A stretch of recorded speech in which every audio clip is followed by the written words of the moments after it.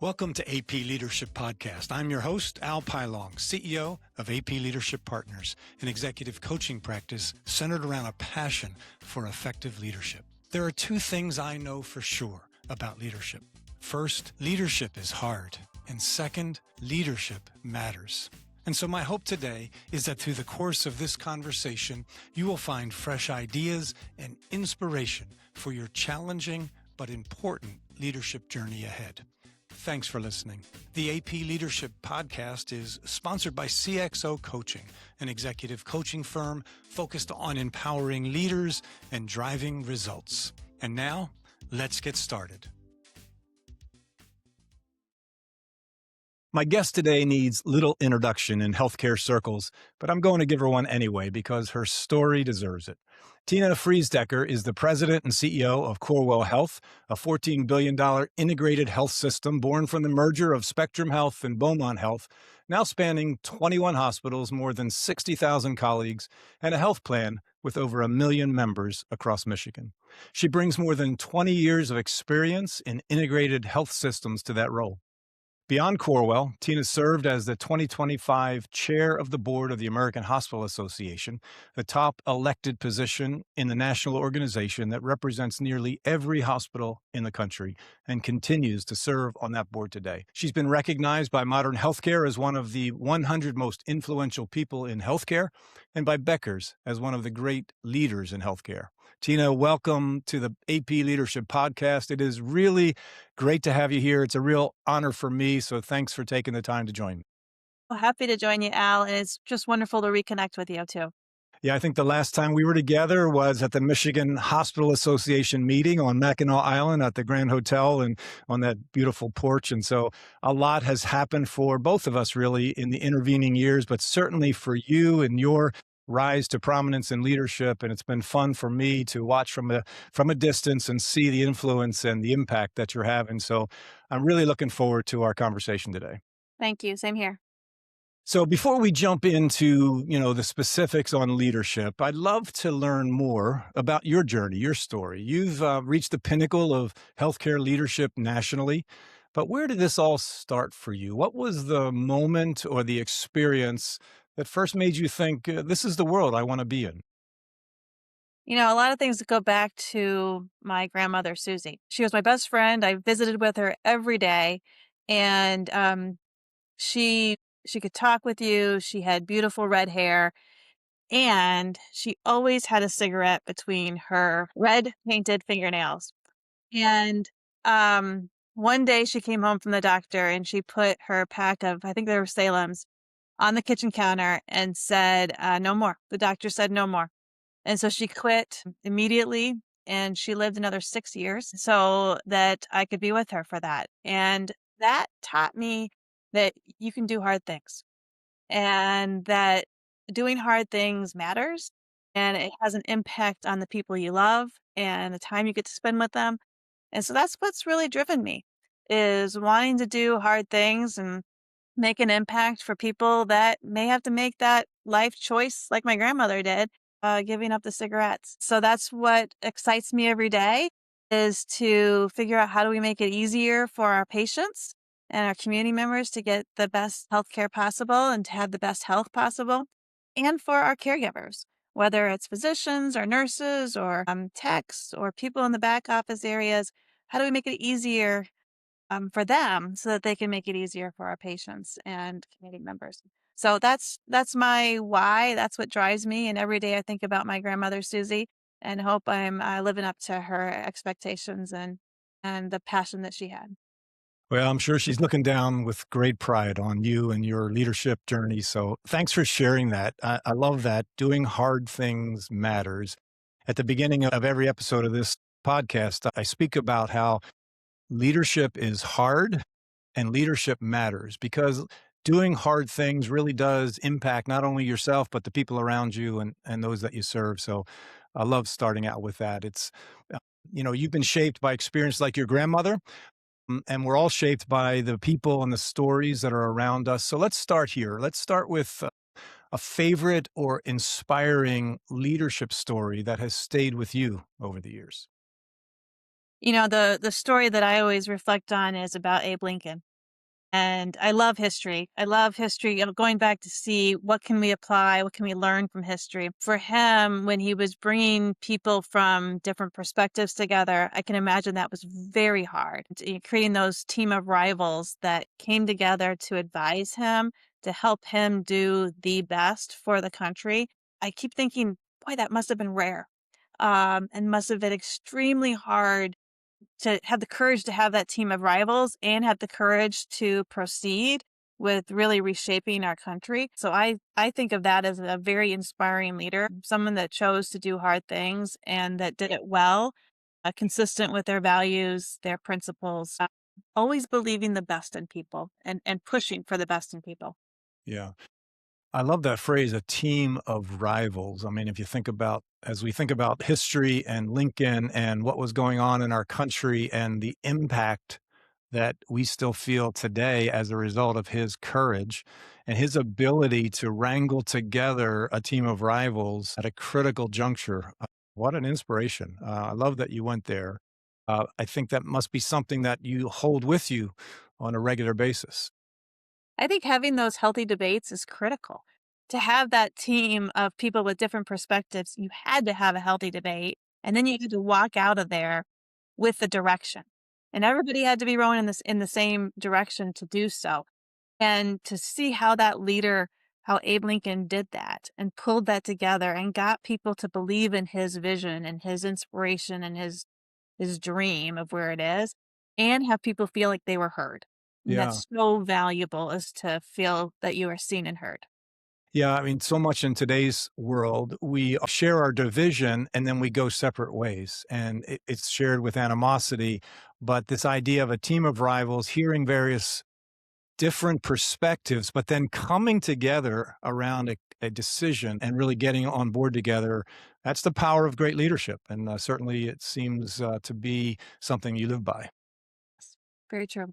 Yeah. So, as you think about leadership and your many years of service, what are some of the more important qualities for a leader from your perspective? Well, I think there's a couple things that are really important. First, I want to share some of the behaviors that I think are critical for leadership and for teams. When we think about those behaviors, we have to first align on what our mission is and what we're trying to accomplish, and make sure that it's really clear that we have that purpose front and center. And then when you have that purpose in the front and center, we have to show as leaders that we care for ourselves and for each other. That authenticity comes through, the fact that you care about humanity, you care about the people, not just the things or the process, I think is really critical there.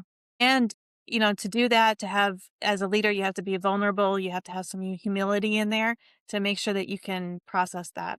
Then then I think as a leader, you have to really engage with curiosity and have courage with healthy debates. So you have to create a forum and a culture that both embodies that curiosity and that courage.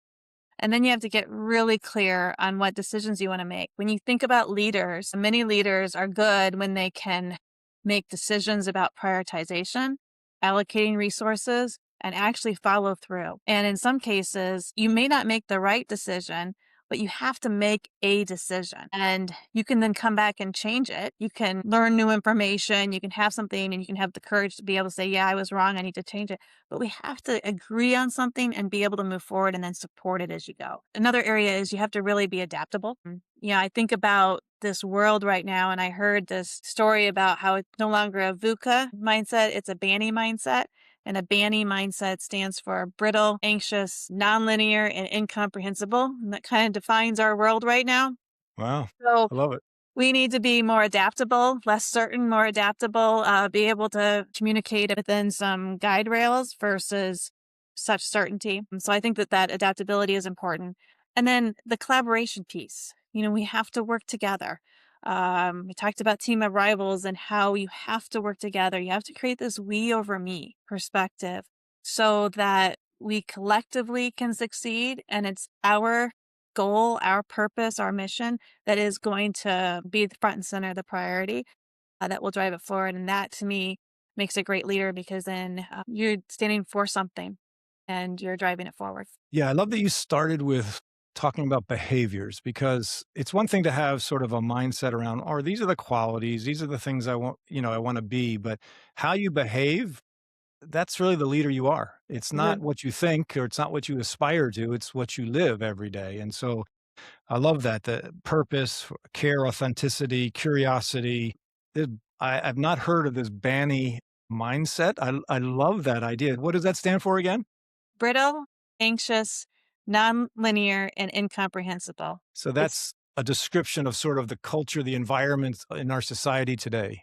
right. And Mhm. that's the environment that we're trying to lead in and live in and direct in, and that's where it goes to the collaboration, we over me, beautiful. So, yeah, appreciate that, appreciate those insights, and, I'm sure those behaviors are the things that you wanna sort of be found doing and you wanna find your leaders doing.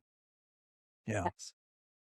Alright, so you talked about history, you love history, I'm sure you love to read, maybe a favorite book that you wanna share with us on leadership and why? I do love to read. I'm not a How do you have time to read with your schedule? it's part of what I do to take care of myself, Love that. because Yeah, it's learning. It also helps me be calm when you can just focus on a particular area, and I'm just naturally curious, and so I'm always interested to learn something new. I don't read so much leadership books, but I think there's a lot of leadership in history and biographies that come through. yes, yes. And so I read a variety of books that give me that perspective. Most recently, I just read a book about coach for the women's soccer team, Emma Hayes, and Yeah, her leadership view and how she really wants to make sure she's investing in her team members, her players, and make sure they know that they're more than the number on their back. So I thought that was fascinating. And how do you apply those leadership lessons from a soccer coach to the boardroom to the work that we're doing? She had some great comments there. When you think about what's going on in the world and what do we as leaders need, I'm always looking for some book that will help give me a different perspective, something that I may not have thought about, something I haven't learned about. And that's how I find my books and look at different things, and so I can be a little bit more well-rounded. I love that. Obviously, with the World Cup going on right now, soccer's or football, if as you say, Yes. around the world is on all of our minds and fun to watch. Emma Hayes is an interesting character. I've learned a little bit about her. I'm just curious as you think about how, her comments on investing in her people, her team members, that they're more than the numbers on our back. How do you, as a CEO of an organization with 60,000 team members, how do you stay connected and investing in your team? Yeah, I think you have to be really purposeful about it. You have to go out and learn, and you have to go see what's happening, talk to people, ask questions, and then you have to reach out and try different things. So send notes out congratulating people on some of the amazing stories I'm hearing about. That helps connect. I go for tours because I really want to learn. How is it going? What could we do to improve? But then also, what are the amazing, innovative things that we are doing to help patients? And so you have to stay grounded in the front lines everywhere just to make sure that you know what's going on and that you have a sense for how what the decisions I make can trickle down and have an impact, and if they're working or not, and what other ideas would be even better for us to implement. Yeah. I know innovation's important to you and to Corewell, and to your role with AHA. I love to hear that you're looking for innovation within your team, at the front lines, because the folks at the front lines are the ones that have sometimes probably not sometimes, most of the time have the best ideas of how to make improvement. Would you agree? I would agree. And sometimes it's the little things that matter. I was listening to one of our patients talk, and he was sharing how bingo is what mattered most to him. This is a kid in our children's hospital, and he said the doctors and nurses should not come in his room during bingo time because it was so important. And you may not realize that, but that simple thing of bingo, it kind of takes you back to being. It allows you to be a kid instead of Yeah, a patient, and allows you to have fun. And so I think that those little things are incredibly important, and we need to make sure that we recognize the little and the big things. yeah. Have fun, be a child. It's a good lesson, a good message for all of us because we can take ourselves way I know for me, I can take myself way too seriously sometime and lose sort of the fun of the journey. So I love that. Yeah. All right. So from your perspective, why do you think leaders succeed in their journeys? I go back to what I said earlier. I think that they believe in a we over me. They believe in the purpose, the mission. They believe in the collective. It's not about them. It's about the impact that can be made. And it's about the team of people coming together and the experience that you can have working with a team of high performing individuals that create that team that really make a huge impact. It creates that culture where you can implement the strategy. When I think back to all the successes and all the things that I'm really proud of, it comes back to the people. It comes back to the people that were doing it and the impact that they had and how amazing they are. In our world today, we tend to honor big time leaders, right? The big names that are out there, but and so often, most of the time, we have no idea of the team that's behind them that is really helping to drive that success. And so, love that you recognize team, we over me, and sort of the idea that that mindset does create a culture, right? Culture is the sum of our behaviors, back to leadership behaviors. And so what a powerful way to lead, especially in a large organization where it's so hard to keep people aligned. Yeah. So as you think on your role, is there a piece of advice, leadership advice maybe that you've received or that you have followed over the course of your career, your journey? I don't know if it's advice or comments, but the piece that I would say is be bold. Uh, Grab the ball and run and take the hills, do the hard things. One of the most common compliments I receive is about my bold strategy and what I do. And I think it really ties to courage, to being willing to tackle the big things, the hard things, because we need to make an impact. Life is short. We need to see how we can make a difference for the people that we're serving every single day. And I think when we talk about those bold, ambitious, audacious goals that are out there, it inspires hope for people. And when you think through about leadership and what you're driving, a lot of it is about inspiring hope and helping people dream bigger than they thought they could. Yeah. Where do you think, I mean, I know you started with the story of your grandmother, but where do you think that boldness in you, that sort of courage to do great things, where's that? Is that just, are you born with that? Do you develop that? Do you just live into that? Tell me about where that came from for Tina Freese Decker. I'm sure it's a bit of both. Your surroundings, your family, the expectations that they have for you, the piece of, go out and chart your own course is something that I think is part of the nurture piece. My dad is an entrepreneur. He started his own company. And so you've always seen this strong work ethic and that you're just going to proceed and keep moving forward because that's what you do. And then I think you also learn it because every time you try something, if it's a small or a big, bold idea, you get feedback on it and you learn from it. And so you can take the next risk. And sometimes those risks can add up to each other and you get better at it, assessing what's happening, where you could go, how do you do this? And so you can develop the courage because of your previous experiences. Yeah, I love that.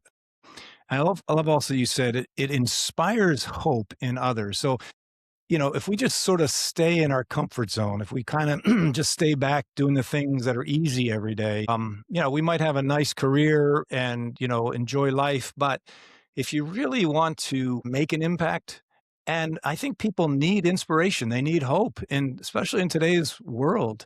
And so I love doing the hard things, being bold inspires hope. Maybe say a little bit more about that from your perspective. Well, I think you always need hope. You always Yes. need to have that dream of something possible coming forward, that view that the world can get just a little bit better and that you matter in this world. And so each day, all of us as leaders need to make sure that we are helping people have that hope and that opportunity for them to shine in their own unique way. And I think that's possible for an organization of 200 people or 60,000 people to give them hope.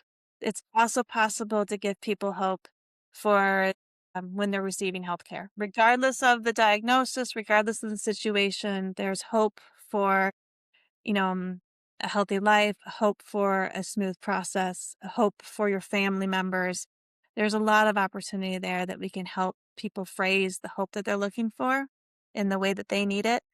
That is really inspirational, and it has an impact on everybody who is providing that hope. Yeah. And the more we can inspire the team that's delivering care, the more they are able to inspire hope in those they're giving the care to. And that's just a beautiful sort of transition from leadership to care delivery to patient. Yes, yes. And it brings out the humanity. I mean, we are people caring for people, and we are a human business.